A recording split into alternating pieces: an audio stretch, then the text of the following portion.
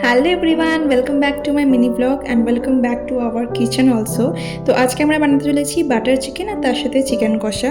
প্রথমেই করব বাটার চিকেনের ম্যারিনেশন, যেটার মধ্যে দিলাম দই, মশলা বাটা, নুন আর বিভিন্ন রকমের মশলার গুঁড়ো। এটাকে ভালো করে মাখিয়ে বেশ কিছুক্ষণের জন্য চাপা দিয়ে রেখে দেবো।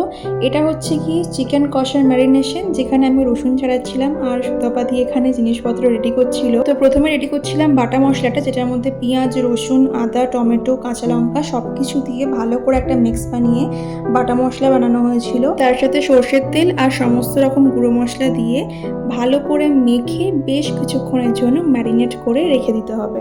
তো দুটো চিকেনের প্রিপারেশনের ম্যারিনেশন কিন্তু আমাদের অলরেডি হয়ে গেছে। তোমাদের মধ্যে কারা কারা আগে সমস্ত কিছু দিয়ে ম্যারিনেশনের পরে রান্না করো, আমায় কিন্তু অবশ্যই কমেন্ট করে জানিও। আর যে রান্নার পার্টটা আছে সেটা তোমাদেরকে আমি নেক্সট পার্টে দেখাবো। তো stay tune for the next part. Tata.